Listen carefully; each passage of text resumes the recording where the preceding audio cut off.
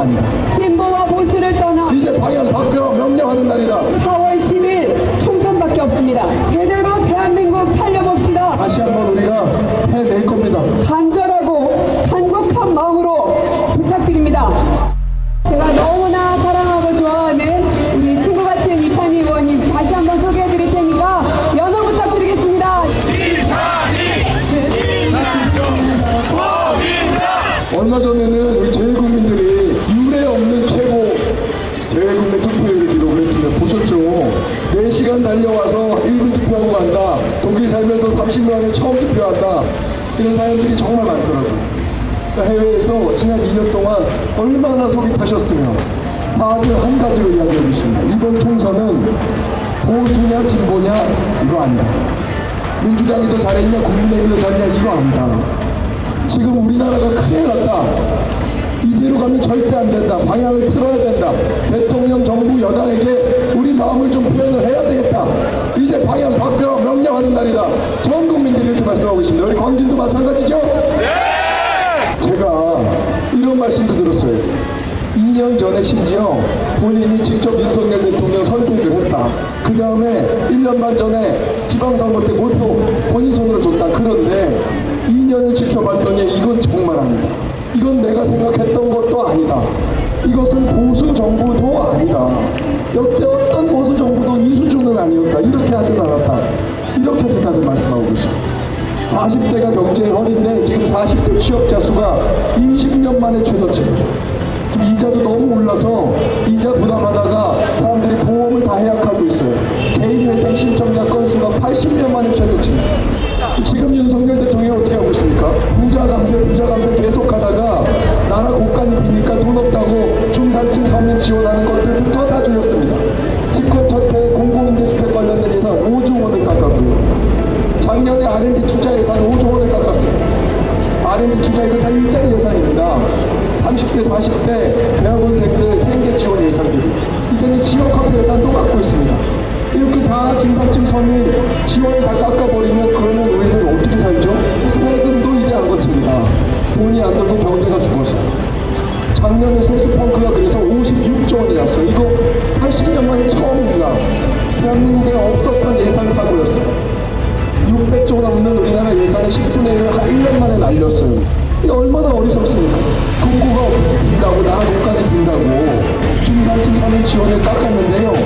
그래서 우리 서민들을 벼랑 끝으로 내몰았는데요. 우리도 먹고 살기 줘서 빚내라고 이 세금 내면서 결국은 나라 국간이 10분의 1 더 비었습니다. 이제 내년에는 더 줄일 거예요. 몇 주 전에 올해 지출 계획을 잡으면서 77조 원 깎는 걸로 내용을 잡았습니다. 윤석열 대통령 본인께서 31년 동안 수사만 하신 분입니다.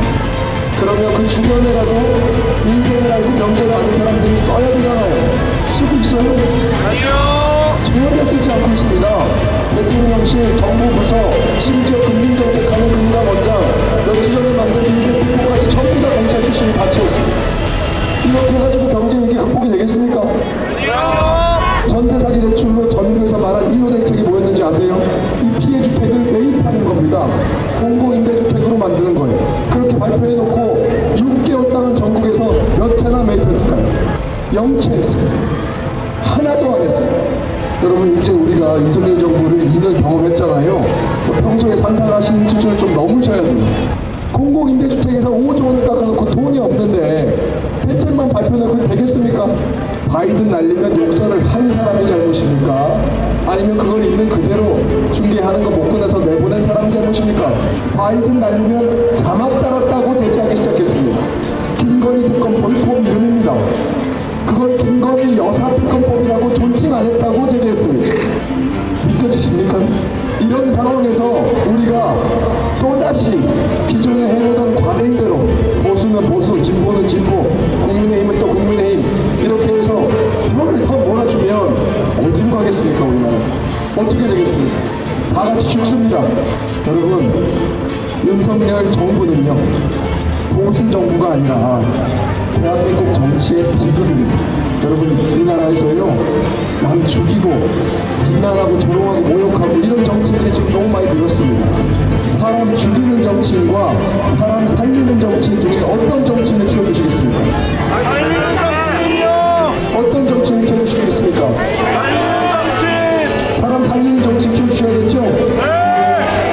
옆에도 사람 살리는 정치 한 명 있죠? 사람 살리는 정치 누굽니까? 누굽니까? 고민정은 이 사람들을 참 지키는 일에 집중하는 사람입니다. 법안 있는 것도 제가 항상 옆에서 공동발의하면서 보면 아동학대 방지법, 뭐 스토킹 피해 방지법, 육아휴직 보장법, 공정채용법, 벤처기업 육성법 이런 것들 쭉 많이 내시고요. 이 광지에 대해서 특별한 애정을 갖고 있습니다. 제가 또 듣기로는 여기 주차장 문제도 해결하고 그러셨다고 들었는데 이렇게 사람 잘 살리는 정치인 국회를 보내지 않는 좀 어떤 사람들을 국회 보내겠습니까? 이번 선거에서만큼은 다른 거 다 따지지 말고 정치인들, 언론인들, 평론가 다 항상 우리 국민은 진보, 중도, 보수, 남녀, 여성, 청년, 장년 쪼개는 거 거기에 지금 놀아나지 마시고 한 목소리로 이대로 가면 안 된다. 이대로 가면 우리 다 같이 나간다. 지난 80년 동안 우리가 지금까지 해온 역사가 있다. 그 길로 다시 복귀하자. 이렇게 좀 선언해 주십시오. 해 주십시오, 여러분. 여러분들이 해 주십시오. 돌이켜보면요. 항상 여러분들이 해주셨습니다. 우리 80년 역사가 경제가 오르면 경제 퀄리티 졸라 매고 민주화가 필요하면 민주화에 힘 실어주시고 IMF 때는 금도 모으고 유산교육, 유산급식, 보편적 복지 하나하나 그때그때 의사결정 여러분들 해주시지 않았습니까? 그렇게 해서 우리가 하나하나 달성하면서 여기까지 오지 않았습니까? 그렇게 해왔던 거 다 기억하시죠? 우리 몸이 기억하고 있지 않습니까? 여러분이 이번에 해주십시오. 부탁드립니다. 여러분 고민정을 선택해 주셔서요. 고민정을 도구로 삼으셔서 이번에 한번 대한민국 바로 세워주십시오. 여러분들은 하실 수 있을 겁니다. 하실 수 있습니다. 해내실 겁니다. 이미 해내고 있습니다. 여러분. 다시 한번 우리가 해낼 겁니다. 여러분들이 승리 보장해 주실 거라고 믿고 전 물러가도록 하겠습니다. 믿고 가면 되겠죠?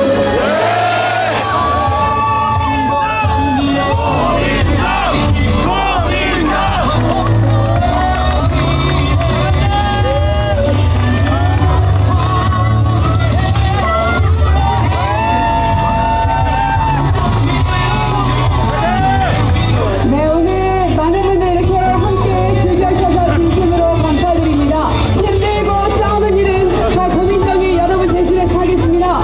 싸우는 건 잘하죠? 할 말도 잘하죠? 장관 앞에서도, 총리 앞에서도, 대통령 앞에서도, 그 어떤 권력자 앞에서도 굴하지 않고 할 말하는 정치인으로 설 수 있었던 건 우리 던진 주민들께서 힘을 모아주셨기 때문입니다. 진심으로 감사드립니다. 고맙습니다.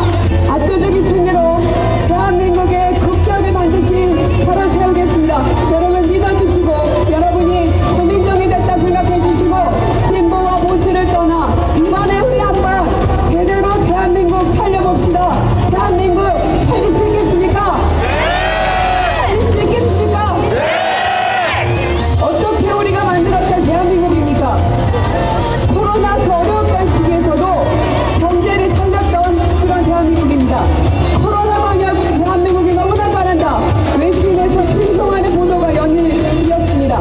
G7 어깨를 나란히 하는 경제 강국으로 여러분들이 대한민국을 만드셨습니다. 그러나 지금 어떻습니까? 외신에선 김건희 명품백이 보도되고 있습니다. 범죄 수사를 받고 있는 사람이 대한민국의 대사로 나갔다고 조롱거리가 되어버렸습니다. 이런 외신 기사들을 보면서 정권을 떠나서 우리나라를 이렇게까지 힘들게 우리가 만들어놨는데 우리 국민들이 희생하고 헌신하면서 힘들게 이만큼 올려놨는데 대통령 한 명 바뀌었다고 이렇게 짧은 순간에 서로의 갈등은 극에 달하고 경제는 나락으로 떨어지고 국격은 계속 무너져 내리고 더는 참을 수 없습니다. 이제는 여러분들께서 심판해 주셔야 됩니다. 윤석열 정부의 잘못을 바로잡을 수 있는 정말 마지막 기회입니다. 민주당 지도부로 있으면서 윤석열 정권을 견제하고 바로 세우기 위해서 무척 노력했습니다. 김건희 특검법을 통과시켰고 이태원 참사 특별법을 통과시켰고 간호법, 방송법, 노조법 다 통과시켰습니다.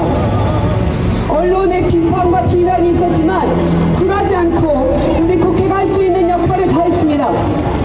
하지만 대통령의 거부권 앞에 모든 게 다 물거품이 되어버렸습니다. 막지 못해 죄송합니다. 그래서 마음이 너무 무겁습니다. 하지만 이제 그 최고의 권력의 자리에 있는 그 대통령도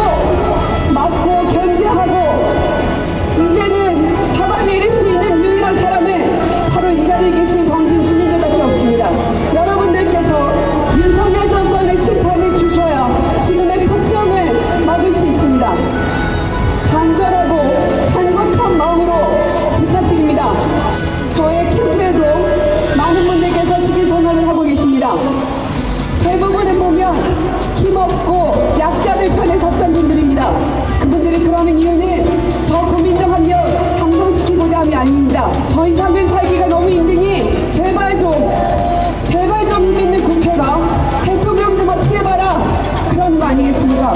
중학생도 고등학생도 표현의 자유조차 인정되지 못하고 있는 나라가 그게 제대로 된 나라입니까? 대파를 들고 들어가는 것 안 되는 게 이게 나라입니까? 도대체 이런 나라 누가 만들었습니까? 왜 그 부끄러움은 우리 국민의 몫이어야 됩니까? 이제 더는 참지 맙시다.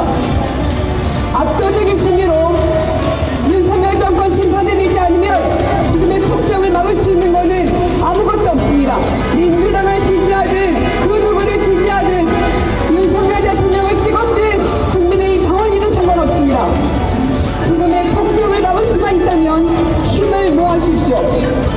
윤석열 대통령과 김건희 여사 그 두 사람을 잡을 수 있는 길은 이번 4월 10일 총선밖에 없습니다. 여러분들의 투